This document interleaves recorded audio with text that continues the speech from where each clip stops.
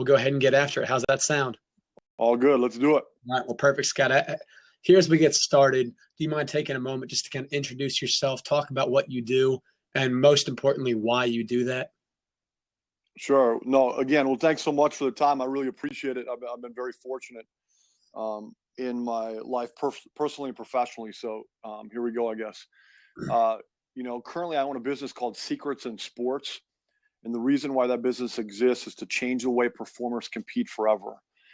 And at the end of the day, I give educational workshops on leadership, motivation, and mental training. And it ranges from basketball players to business executives all over the world. I do in-person workshops to online consulting to all over the place. So very, very fortunate.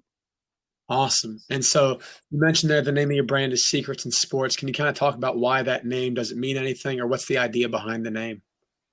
Yes, sir. Great question. So I've learned that, let's say you speak to a group of individuals and use the word leadership. Well, they might not have said the word leadership, texted or tweeted the word leadership in the last year. It's just not as popular as we would all hope. Motivation, mental training, it's just not in common conversation. So I feel like I needed to have a little bit of a hook and to pique some curiosity a little bit with the people in the sports world and the business world. So that's why I called it Secrets in Sports. And 80% of the people in the world can relate to some type of sporting event because they've either performed at the high school level or whatever. So it's an easier way to connect to people, but also to provide that uniqueness and kind of curiosity of what's this all about. Awesome. And so, Scott, I know whenever I first found you on the internet, I think it was through Twitter, one of the very first things I noticed on your profile, or maybe it was on your website at the time, was that you are just an extremely voracious reader. Can you kind of talk about how that started? Did you always love to read and learn? Or how did you get involved with reading a ton, and what was the reasoning all behind that? Sure. Well, I'm going to say right now, I don't think you can hide either because I know you're a big reader too. So I am. That's one thing I respect about you a ton, even though, we've known each other a limited amount of time. But, I've been very fortunate. I got hit by a bright light in 2003 and just started reading books like they were going out of style on every subject you could imagine. And I'm not better than anyone. I'm just different. And that's one thing we really try to speak the truth to a lot of players and performers out there is, hey, just try to be different, be you. But right now, people will pay more attention to you for being different. And then how about we be different and be better at what we do and improve our skills? And that reading piece for me has changed my life. I've read like over 10,000 books in the last 10 years. And again, I'm not better than anyone. I'm just different. So it's changed my life forever. Absolutely. And obviously, Scott, nobody rolls out of bed in the morning and reads, 10,000 books in 10 years with no purpose or no plan. Can you kind of talk about what you were doing at that time, or how did you make time to read that much? And then how did you process all that information in such a short time, as you were taking in a ton of it all at one time? Sure. It was weird. It's hard to explain when I was going through it because, again, academically, I was very average. You couldn't catch me reading a book cover to cover to save my life ever. You wouldn't catch me in a bookstore ever to save my life. And I met with a group of individuals who were mentoring me at that time down in Orlando, Florida, and they just live differently. And they're like, hey, you need to read these 3 books if you want to be more influential. And it wasn't just 3 books. It was more than that. But it was just so many things. Like I had to isolate myself. I was a strength coach at that time, and I had to isolate myself because I felt like the most important thing in my life at that time was absorbing information at a high rate. So every second of downtime and white space I had in my calendar, I was listening to a book. I was reading a book. Every second of downtime I had. And there was a soundbite I learned years ago that said, if you want to be more effective at a higher level, basically you have to witness many setting suns away from family and friends. And, it is what it is. I just kind of followed what was pulling me and the path that it was taking me down. And it's just really paid off, I guess. Absolutely. Do you mind sharing what those 3 books were? Sure. No, again, books hit people different way at different times in their life based on where they're at in their reading. But The Power of Positive Thinking was one that changed my life forever. And I was 23 years old. So again, nobody ever talks about that book at that age, and it's just not in common conversation. But That was a big one. Another one was The Greatest Salesman Ever. And then another one that they talked about too was Think and Grow Rich by Napoleon Hill. And again, people who are 23 years old or anywhere around that age range, nobody talks about reading books like that or anything. So that's one thing I respect about you a ton too. No, thank you, Scott. And I kind of want to keep fleshing this idea out because, again, like you said, it's different to be 23 years old and finding yourself in a position where you're getting mentored, where you're reading books on purpose that maybe people aren't thinking about. What drew you into this mentorship process or program? How did you end up getting there, if you don't mind me asking? Yeah, well, I think you already know it's either being dissatisfied with your current status quo and either getting poked or getting an itch to be like, man, you know what? There's something else out there. And I thought I had the best job in the history of the world, and I was in a really good situation, and I thought my life was awesome personally, professionally. But I got around other people, and it kind of smacked me in the mouth in a good way. I'm like, man, there's some other stuff out there I need to pay attention to. And that's why we really stress when we give workshops with players and coaches now, like, hey, nobody cares about your potential. We have to show you what's possible first, because that'll be more exciting than a lot of people's potential. And then we can move the needle forward in that direction. But literally, like, it would make you throw up in your mouth that all the amazing things that are going on in the world that people don't know about, that could literally pull them forward in the direction where they're supposed to go professionally, personally. And those are the things that are really, really fun. I mean, I was talking to a business professional the other day. I'm like, don't ever get discouraged ever. Don't ever get angry, mad, or sad ever. There was a seven, and this guy was in his 50s, very perceptually successful entrepreneur, right? Business owner, whatever, millionaire. And I'm like, there's a 17-year-old in New Jersey that created a nuclear power plant last year. I go, you're 50 some years old. I'm 37. We got a long ways to go. Let's get these possibilities pulling us in the right direction. So. Absolutely. And so, Scott, all that knowledge now kind of sets the foundation for your business and your work, I assume, because what you've learned and absorbed has made you more influential or has given you value to then translate and provide to others with what you're currently doing, correct? Yes, sir. No question. Momentum solves 90% of our problems. And that's been a big game changer for me, is making momentum by what I've learned and continually learn. No question. Yeah. So then can you kind of talk about now, Scott, in 2016 on January 25th, what your business, a typical day in your life looks like that's, the result of all that hard work over the past 10 years? Sure. Thanks for asking.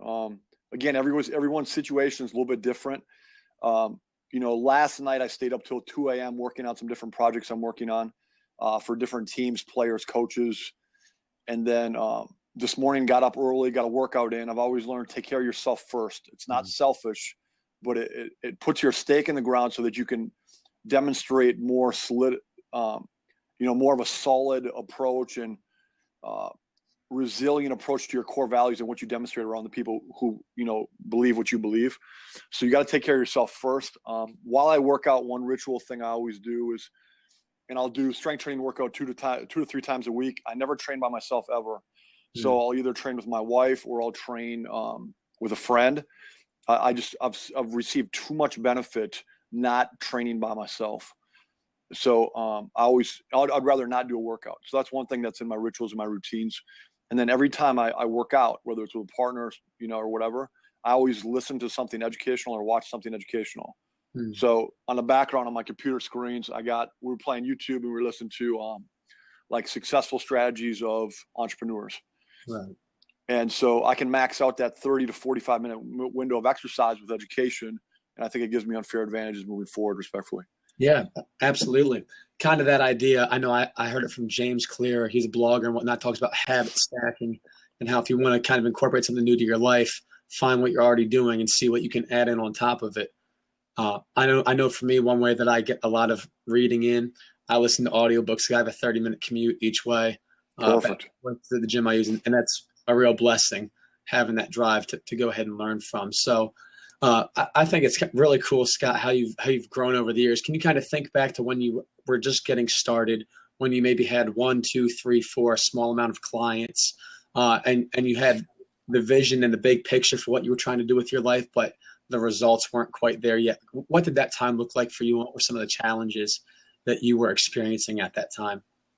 Yeah, great question. So you don't it's not instant, right? It's not a mic where we try to, people think they live in a microwave society. I've put in thousands and thousands and thousands of hours reading, learning, rereading, reviewing, sharing what I've learned, practicing in private so I could more, at a higher level perform in public. All those things. So the goal is to find out what your whys are, what motivates you. Like I remember being a strength coach at the University of Tennessee, having one of the best jobs in the world in sports, but waking up at 3 a.m. with my cell phone, and I wanted to see my family more. I saw my mom and my dad and my sister, 3 times a year. I had a great job. I traveled a lot. I did all those things, got paid a lot of money. But I'm like, man, I want more of a balanced life than a blended life. And, I wanted to take the next step personally with my girlfriend at that time. So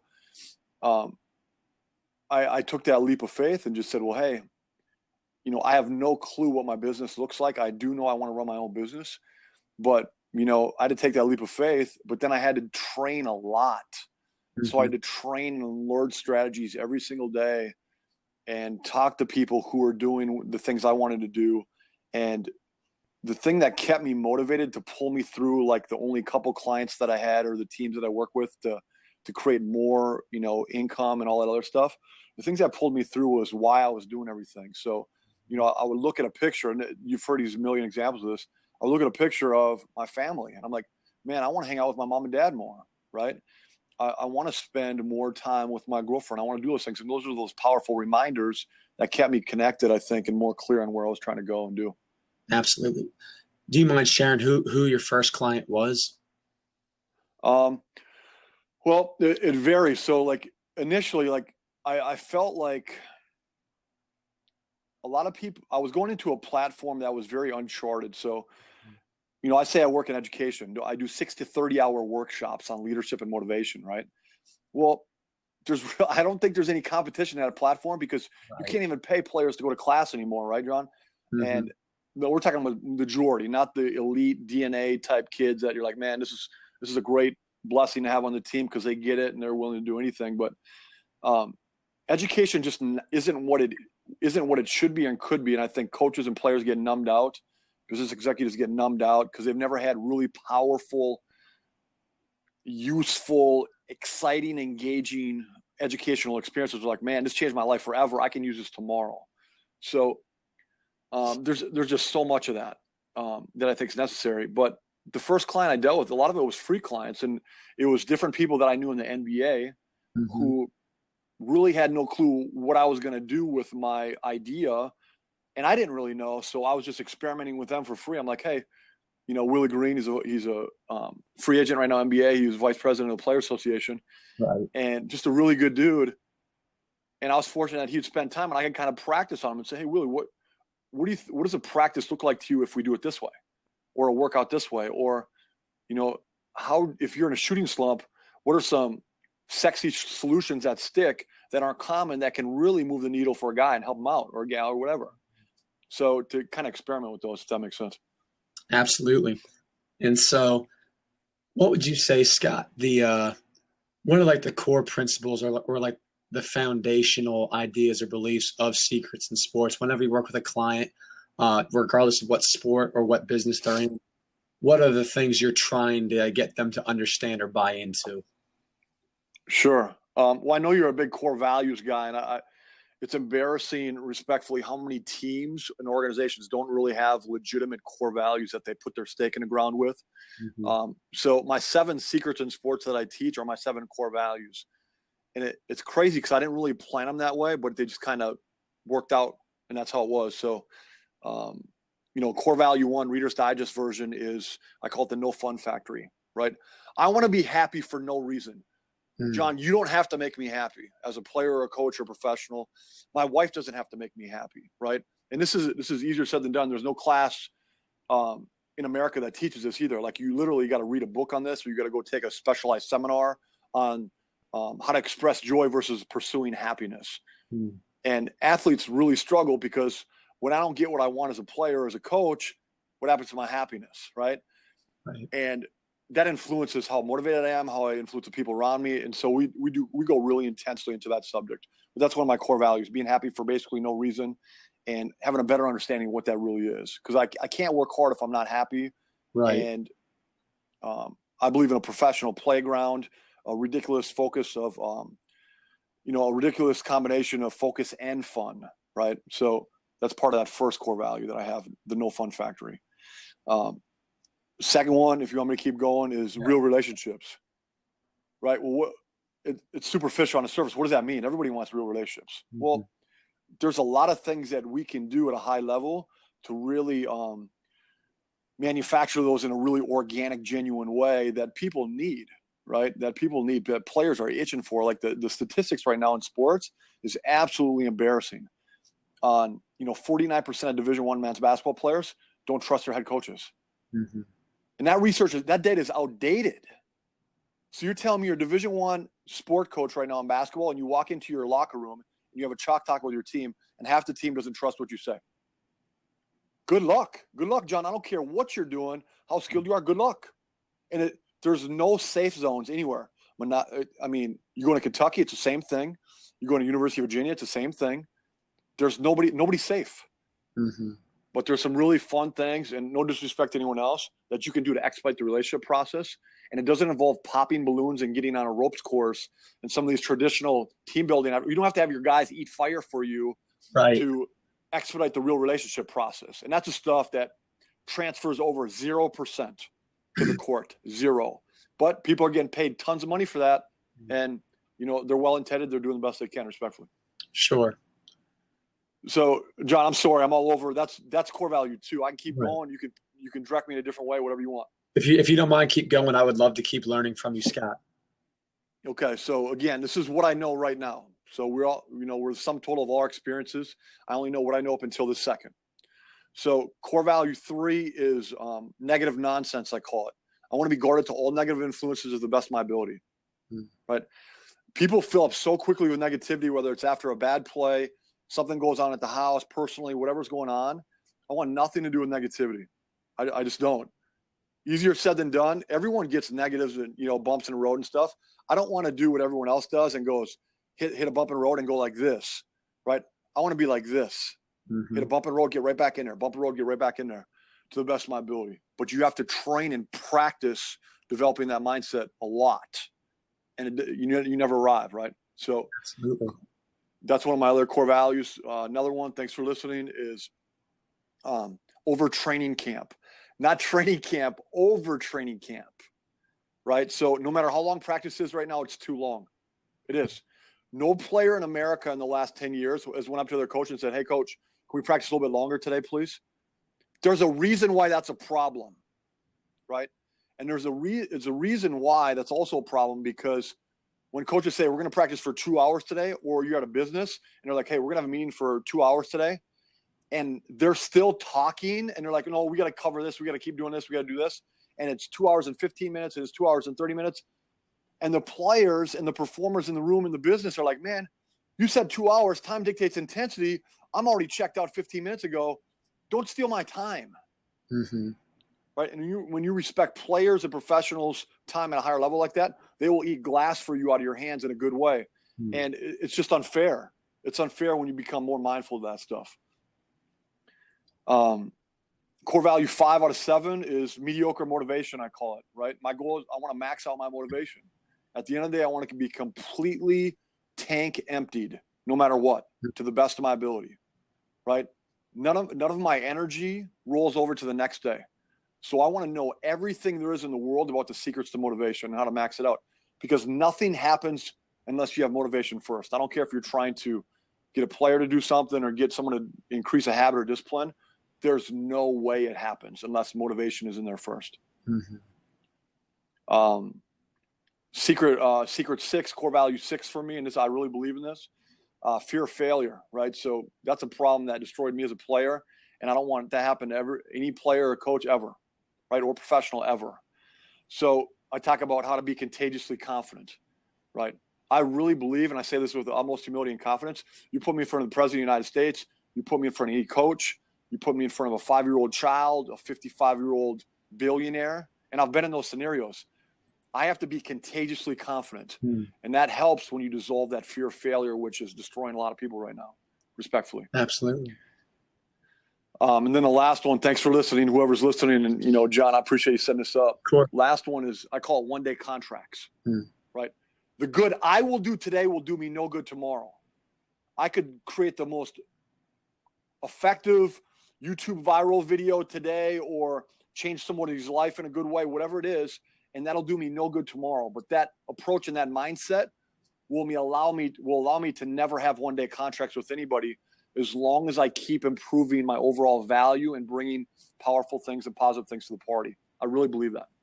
Absolutely. There's a ton of good stuff in there, Scott. I know I'll definitely be going back through and watching this again just to kind of digest some of the things you shared there. And I really do appreciate you sharing that. Again, I'm sure that those did not come to you overnight in just an instant download, but those were refined. Sure. Yes, sir. Through circumstances. Can you, I know, Scott, one of the tools you shared is 12 different ways to win today. And it's a bunch of like practical little steps of things you can do. And a lot of them you've been doing right now, saying thank you, being very respectful and kind.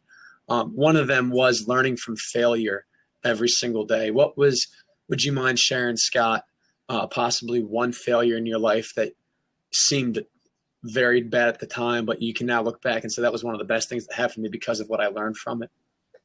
Heck yeah. And thank you to the people that just jumped on to, hey, hopefully some of this stuff will change your life. So we appreciate you hanging out. I fail every day, and I want to purposely fail every day, right? Because that's the only thing that's going to help move me forward.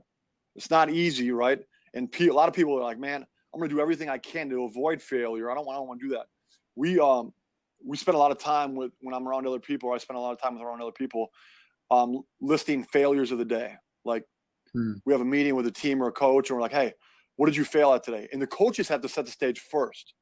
Like Kevin Ollie does this at UConn. Like, he'll give them the hot sauce and the sugar, he calls it, with his team before practice. Right. Right. So they'll list off some of the things that maybe are a little bit challenging, right, constructively, and then he'll put some sugar on top of it to kind of keep people connected. So one of my failures is I started my business way too early. I kind of went off of, what I knew then, but I started way too early. I didn't have a directed enough plan. But one thing that helped me, though, and saved me, though, to be honest with you, John, is I slept on a friend's futon, right? I moved out of my fancy apartment, slept on a friend's futon for 6 months to bank some money. Mm-hmm. Because I'm like, man, if I'm, what's the worst thing that could happen here, right? It's like the Air Force pilot Air Force pilot approach. Think of the worst thing that can happen, the best thing that can happen, and then what probably is going to happen, right? So when I started my business, I'm like, man, what if I go broke? Worst case scenario. So I'm going to bank some money, stay with my friend. I was fortunate, crashed on his couch. He was a Division III coach, and I banked some money because when I started my business, I didn't really know exactly what my products were. Mm-hmm.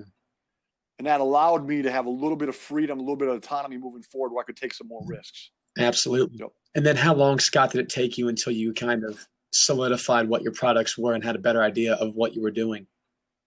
3.5 years, probably. Okay. Wow. Crazy. Takes a long time. Absolutely. No, yes, sir. I think that's fantastic.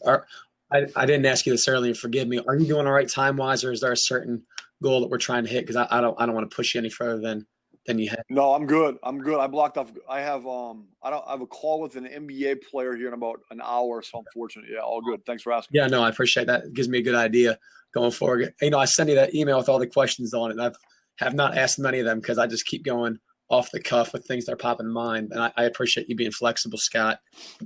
So kind of going forward then, you mentioned there that you're working with an NBA player, you work with coaches, you study people in all those different realms.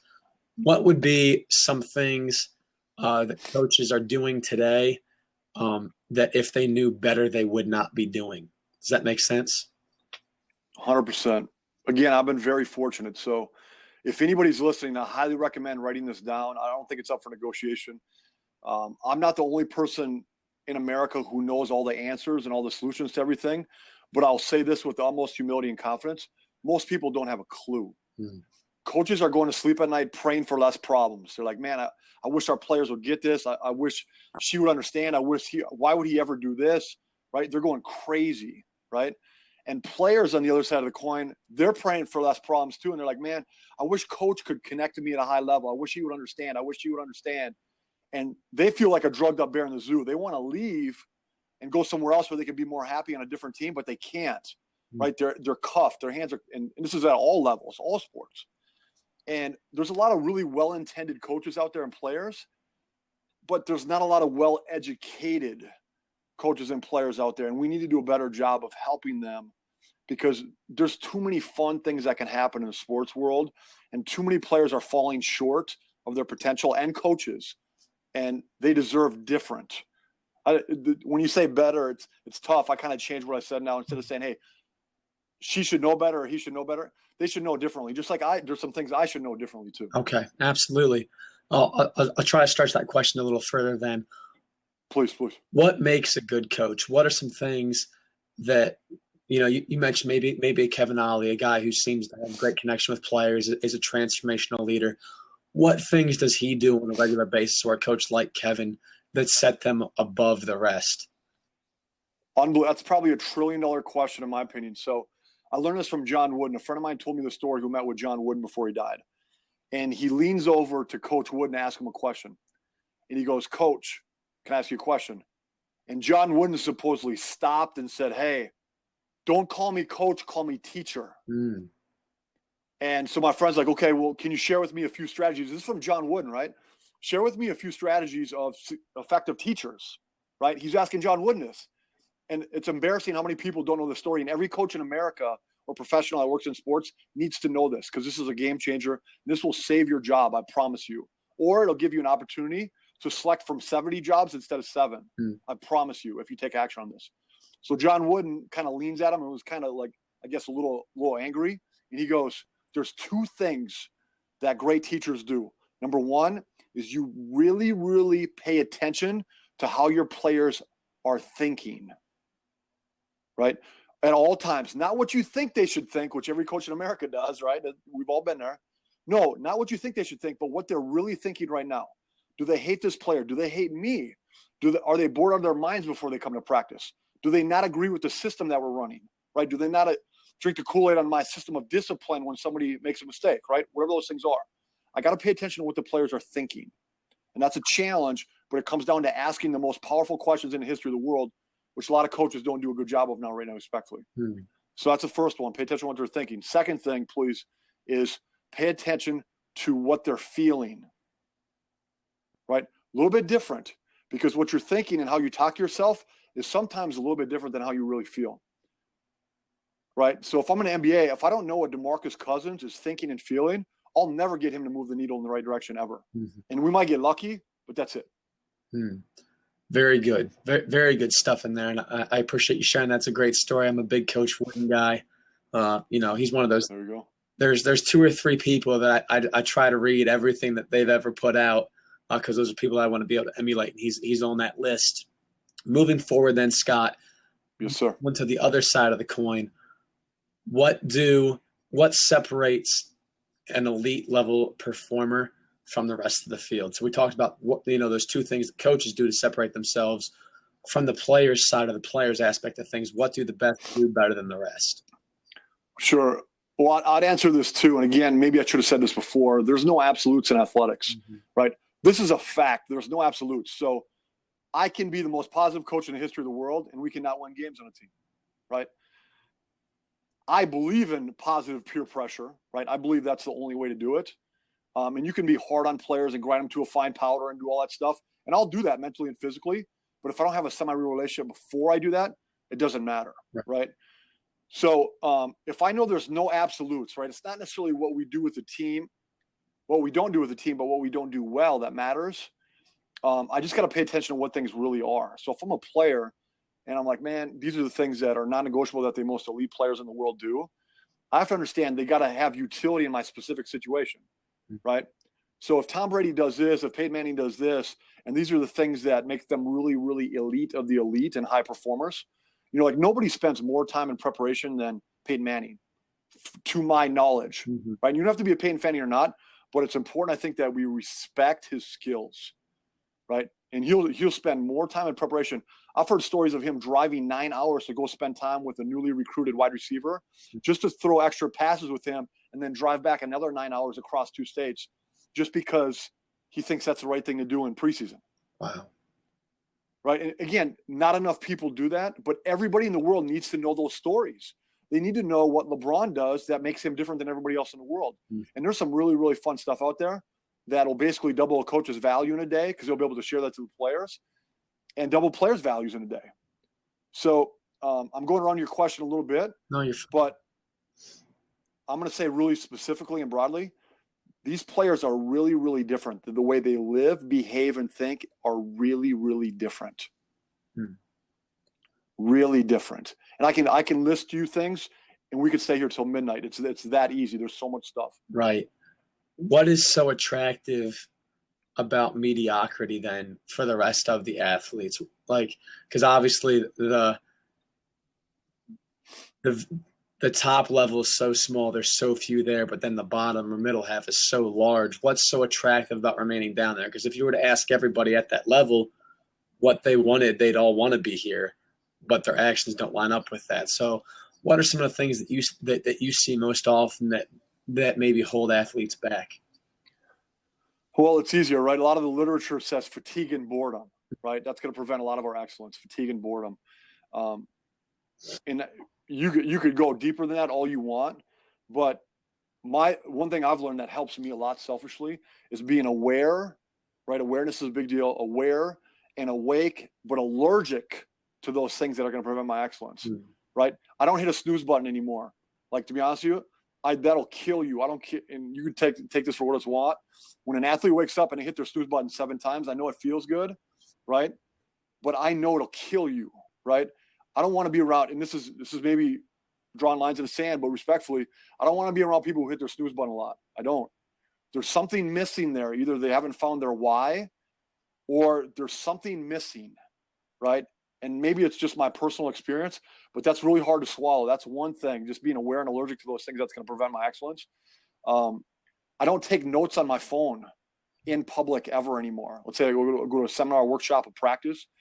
I always go on my notepad, right? So I got hundreds and hundreds of notepads, journals all over the place, because I know as soon as I grab my phone, this is another thing, being aware and allergic to those distractions. As soon as I get a text message, that pulls me away from what I'm doing. Mm-hmm. As soon as I get a social media post, that pulls me away. So I'm like, man, I'm not going to mess with that. I'm going to take notes in my notepad, put my phone in my backpack. That makes sense. Yeah. Those are just a couple of things that help me, things I've learned too. Absolutely. Respectfully. Yeah.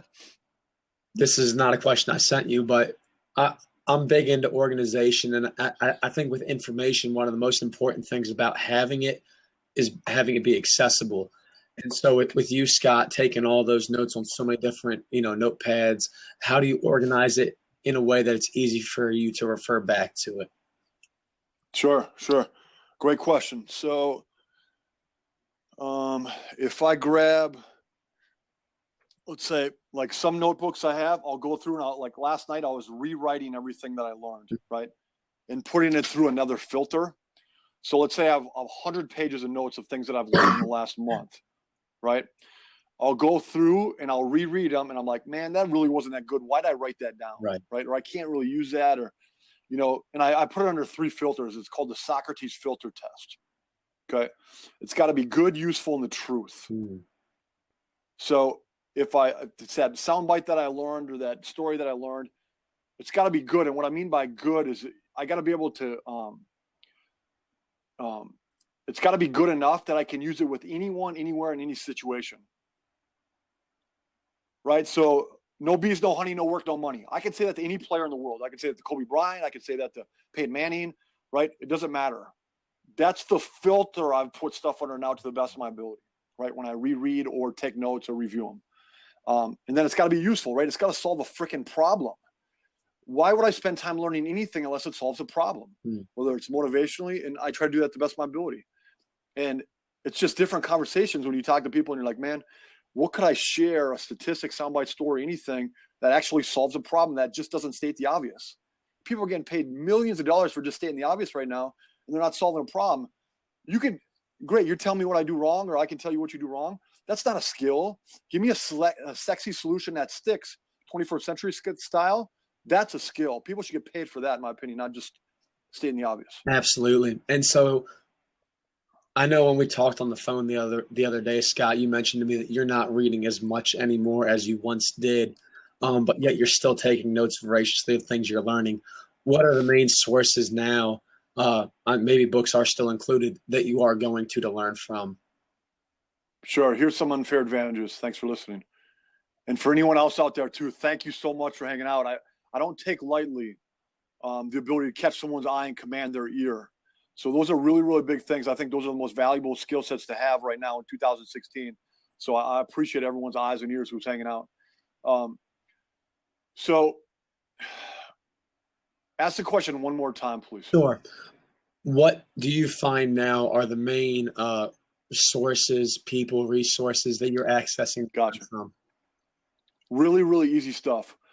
Stumble Upon is a filter within a filter within a filter that I can seek out information very quickly that's filtered and funneled, right? People are like, oh, it's not a big deal. Yes, it is. If I'm trying to find an article on motivation or a quote picture or anything, right?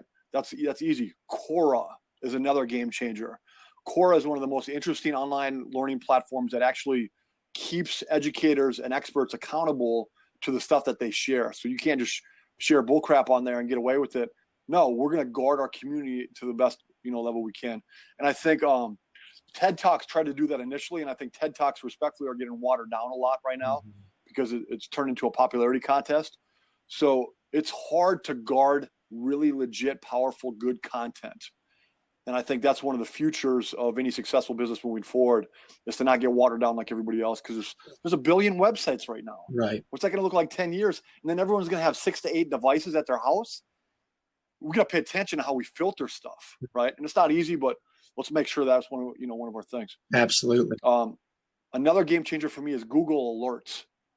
Google Alerts. So if you have a Google account, you go on, you can select any article, any person, any subject, anything on there. You can use that as an internet search engine, or you can get auto-responded up-to-date articles on anything, anywhere in the world. So you can stay current really quickly, and it's a filter within another filter that I use. Absolutely. How much time a day on average do you spend, Scott, taking advantage of those different resources? I try not to be on my phone when I'm with my family. I try to, it's one of my values.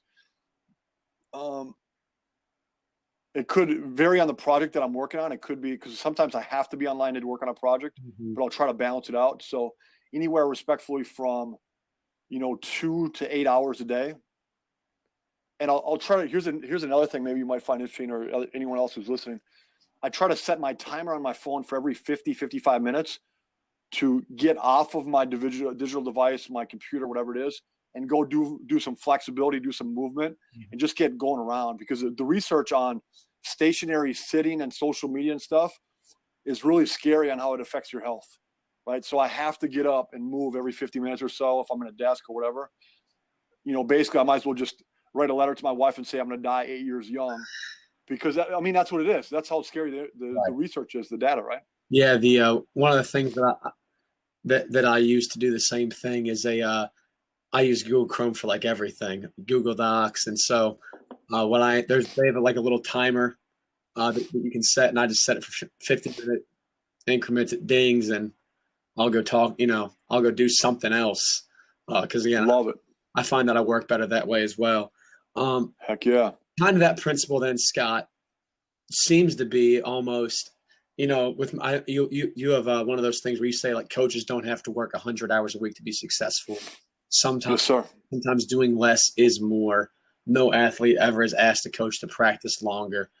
What's kind of the idea behind the less is more at times principle?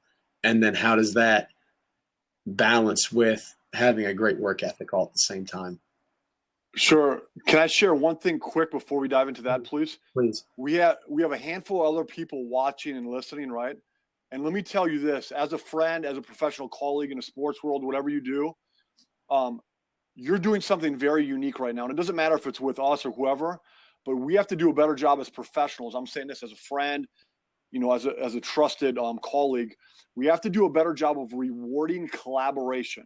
This is what we're doing right now. We have an invisible wall of collaboration going on right now. And it's not just because John and I are talking or having a conversation, but we have to help each other and celebrate the SHIT out of it more than competition. And until we start doing that in sports, in every practice in America with every team.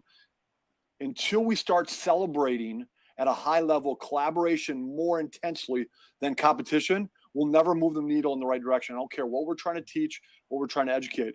So I really respect and appreciate everyone who's kind of using this online video platform, because we need to do more of this, but we need to make it sexy and we need to brag about it. And I really, really believe that.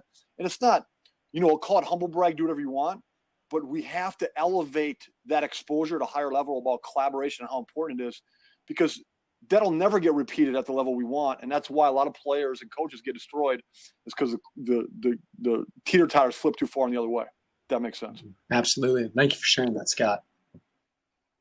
Hit me, please, John, again on you talked about doing more with less, right? Resourcefulness, things like that. Yeah. So kind of the idea of, you have maybe the most famous stories like Urban Meyer, right? He's at Florida, has terrible health issues, leaves, comes back now at Ohio State's got the contract with his family. And the whole idea behind, you don't have to sacrifice your life to be successful, but it's possible to have success both professionally, personally, by having that level of balance. And how does that correlate with having a great work ethic all at the same time? Yeah. So again, most coaches are motivated by fear, right? So they have to, if they don't put in 17-hour days, like they're afraid that they're going to lose their job or they're going to miss out on something, or if they don't have their cell phone inside their skull all day waiting for this recruit or, to put out this fire or whatever, that comes down to inside ourselves, right? Inside how much confidence we have, right? Our skills, right? If you're an assistant coach on staff or a head coach on staff and I'm your immediate supervisor and you can get it done in 6 hours a day and you have the skills to grind for 6 hours and be really, really effective, God bless you, right? Get your tail out of the office and go spend time with your family, with yourself. I don't care what you do. And then brag about to the players, knowing that, hey, you invest a lot of time in your training and your skills. And you're like, man, you don't have to practice 17 hours a day to be a great player either. And we're going to demonstrate that as a staff, because the greatest thing I can ever do or show them, greatest team I can ever show them, is the staff. Mm-hmm. And there was a great example in the 1980s. There was an NFL team, and it doesn't matter what the team is, because you'll have people have bias on this. They were the worst team in the NFL. This is a fact. The owner called up basically every employee and said, hey, nobody works past 7 p.m. And if I catch anybody in the office after 7 p.m., right, and you're in here working and you're saying, or you're pretending to work or whatever it is, you're fired. And the next year they won the freaking Super Bowl. Hmm. Every coach in America has to know those stories. They have to know the tactics, those skills that allow you to do more with less and allow you to be resourceful. Mm-hmm. But again, if you don't know and the culture doesn't suggest continual, contagious learning, it'll never happen ever. You'll bury yourself and your whole family along the journey. And you know what? I don't feel differently for you, because, I mean, again, we've been fortunate to get smacked in the mouth with this continual improvement stuff and learning and reading. But we got to really work on the culture of sports. We got to really work on it, and it's tough. Absolutely. I could think of, Scott, this past summer, I interviewed for 3 different coaching positions, and the reason why I walked away from 2 of them was simply for that reason.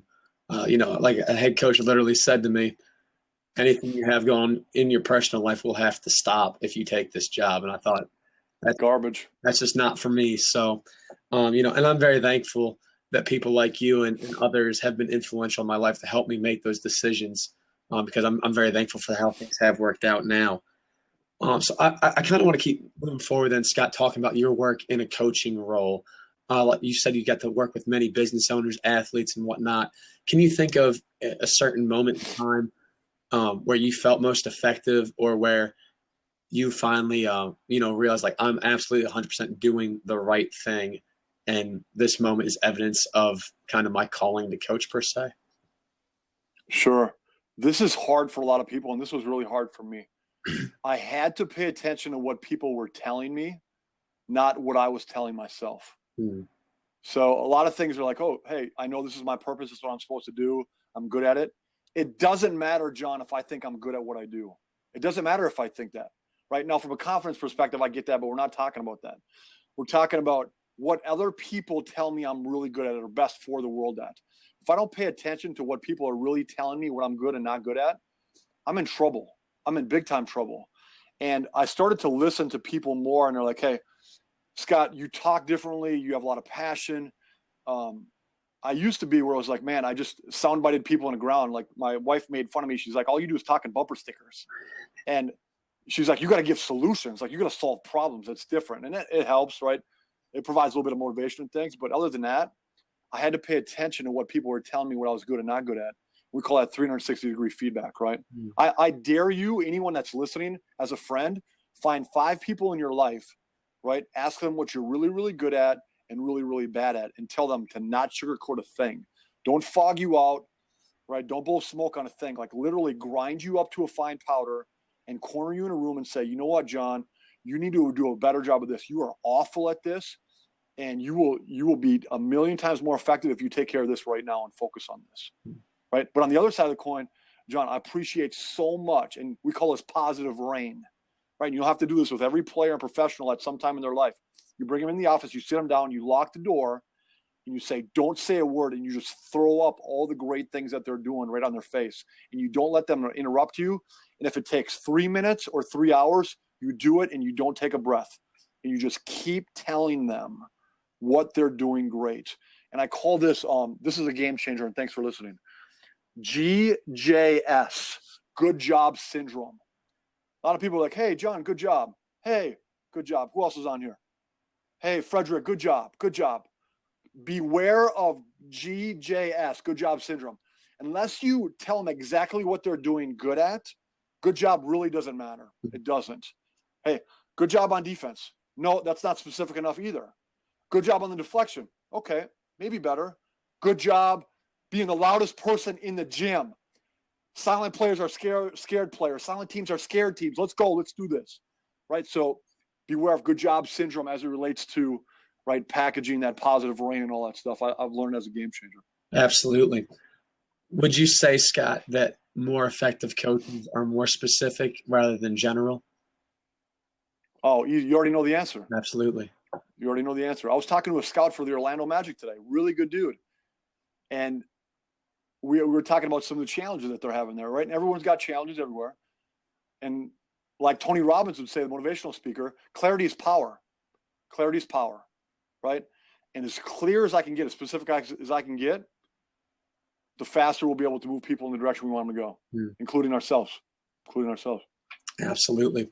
One of the ideas I want to hit on quick, and I think we had talked about, the idea of clarity just now, parlays into this a little bit.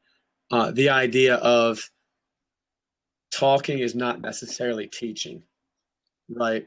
I think in the Greek, the word teach means to cause to learn, right? And so good teachers cause players to learn. What have been some things you've witnessed, Scott, in your role where you can coaches create teachable moments without giving generalized coach speak? Can you think of a time like that? Yeah, sure. Great question. Well, I do know this, and I'm trying to think who's on here right now. So we have Viper. I'm just looking at the different people on here right now. Viper and Viper Performance, and then Frederick. So I do know this. Common conversation doesn't count. If I open my mouth as a coach or as a parent, and I'm like, hey, you got to work hard. Nobody cares about that stuff, right? Hey, I call a timeout for the Houston Rockets. Everybody comes in.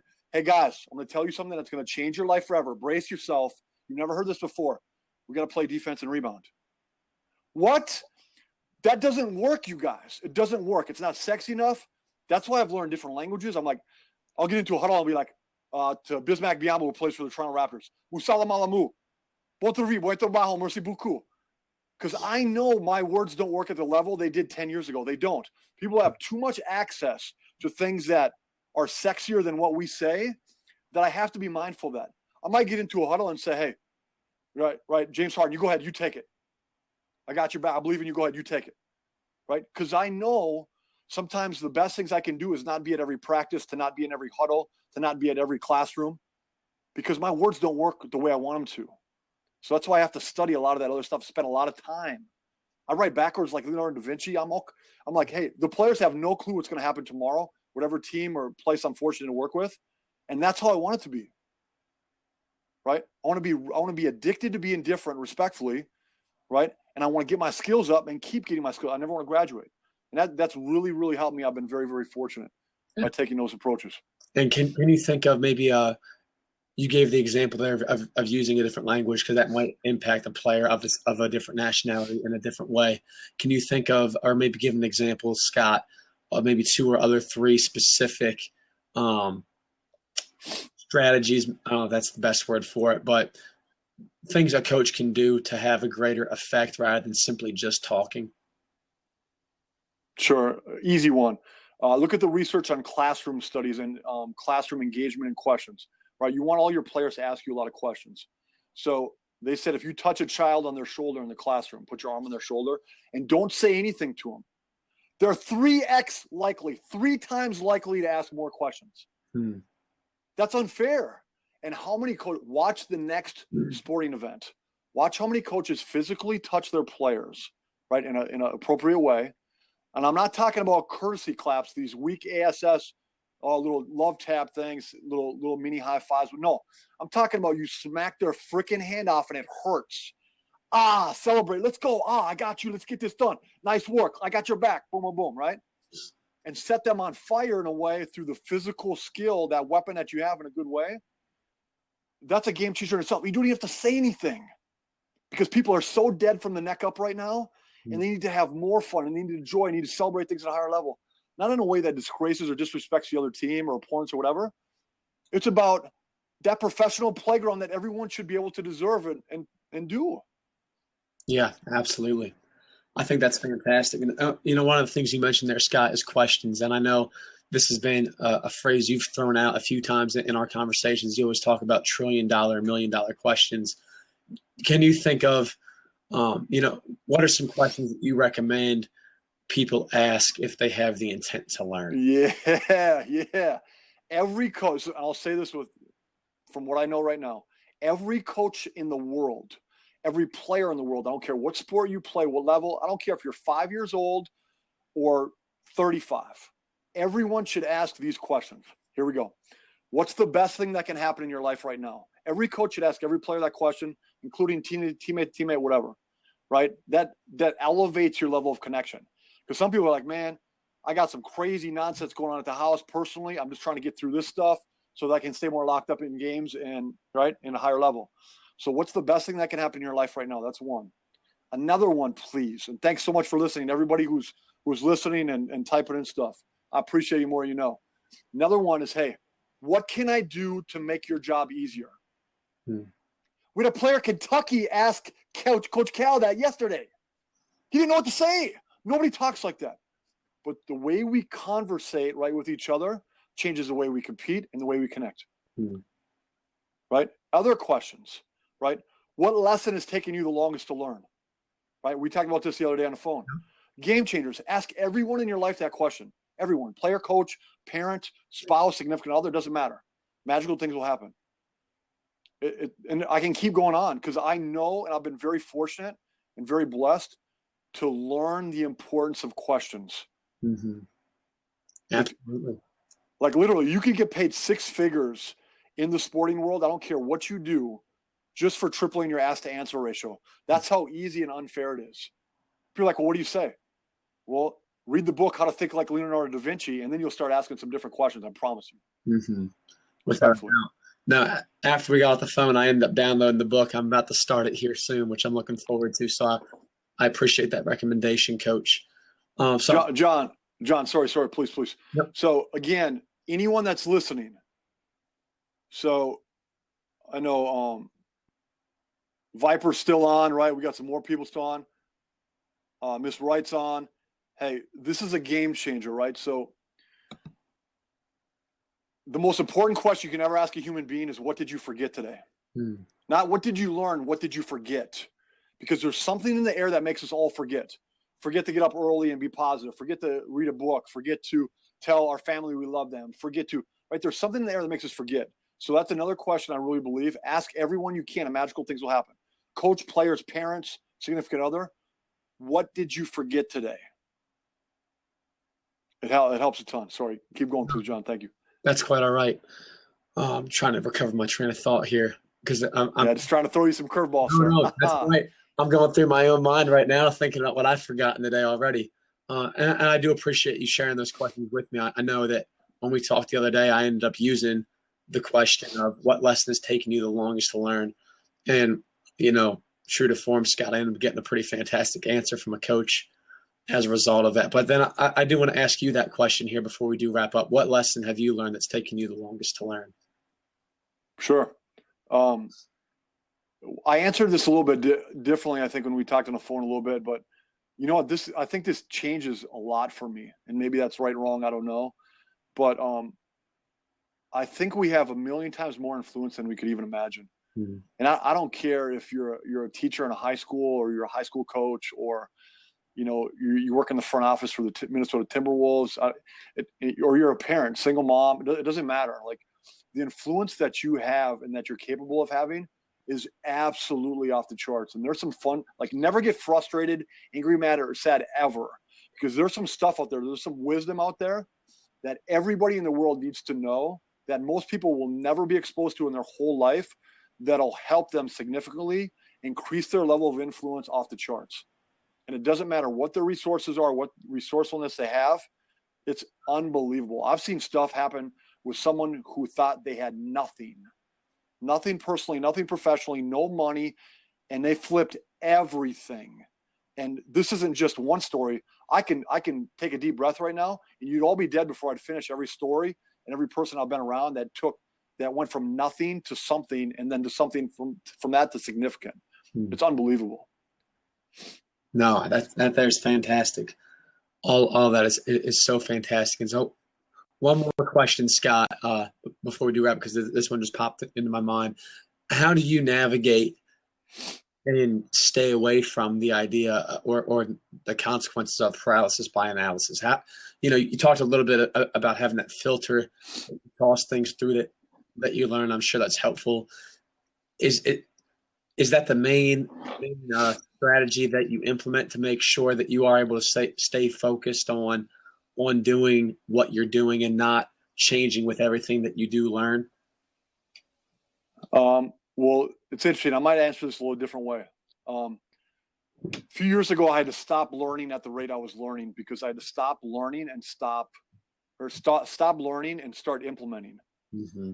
Right? Because we get so addicted to, like, man, I just read this book, or I read the N Cure DN by Epictetus, or I read this underground document that Bill Parcells wrote for the team, and I'm like, man, I want to find something else like that. That's awesome. Let's find something else. Let's find something else. And sooner or later, you got to pump the brakes and say, okay, I got enough information to start with. Let's package it in a useful tool, right, that I can teach people with, and then now let's start taking action on this. Sure. So that was something I need to do more. So maybe about 4 or 5 years ago, that really helped me. Okay, awesome. Well, thank you, Coach. Before we do finish up, I want to offer you just two things. Number one, for anyone that has been listening, I know we've had a few people stay on here, and we are appreciative of that. How can they further follow you, learn from you, and engage in what you're doing? And then secondly, just the parting piece of advice that you give those that have been generous enough with their time to share it with us. Sure. No, again, anyone who's listening and hanging out, I appreciate more. Everything I have is yours. I've been very fortunate. There's a lot of things I share for free. There's a lot of things, paid services I provide at Secrets in Sports. I don't have a website. I dissolved my website last year. I want more authentic, real relationships. I'm not going to try to win a popularity contest like a lot of people, respectfully. So I directly connect right to people's cell phones. I give my cell phone out to high school kids, to, when appropriate, to professionals. It doesn't matter. The only social media I'm on is LinkedIn, right, at Secrets in Sports, Scott Savor, and then Twitter at Secrets in Sports. And I deleted all my other social media accounts. I don't want anything to do with it. I think people are going to be really, really struggling with their ability to discipline themselves through all those abundances that have been created. And that's just, I'm fortunate. I'm a small business. I'm the owner, so I can pivot and play that card professionally. But I would say everyone else too, to throw the boomerang back at you. If anyone's looking for a skill trainer in basketball, I really appreciate it. I'll be very honest, I've never seen John train anybody on the court, but I really believe he's different based on what he's doing right now. And it's a breath of fresh air to know that someone's educated himself as much as you have. So I can see really, really good things shaking out from that perspective. I Excited appreciate for you, sir. it. Thank you. Thank you very much. Well, I'm super appreciative of your time. I enjoyed so much talking today. And again, I'm going to go through tomorrow, I'm sure, and I'll take notes from our conversation. And what I'll end up doing, Scott, is I'll be able to email this talk over to you along with a PDF of just some quick hitters from our conversation, highlighting the main points. So you can use that for anything you would find it useful for as well. All good. Appreciate you, sir. Appreciate you. Enjoy the rest of your day, Scott. We'll talk soon. Awesome. Thank you, sir. Thanks, Viper, and everyone else who's hanging out too. Appreciate it. Absolutely. Take care, Scott. Have a great one. Thank you.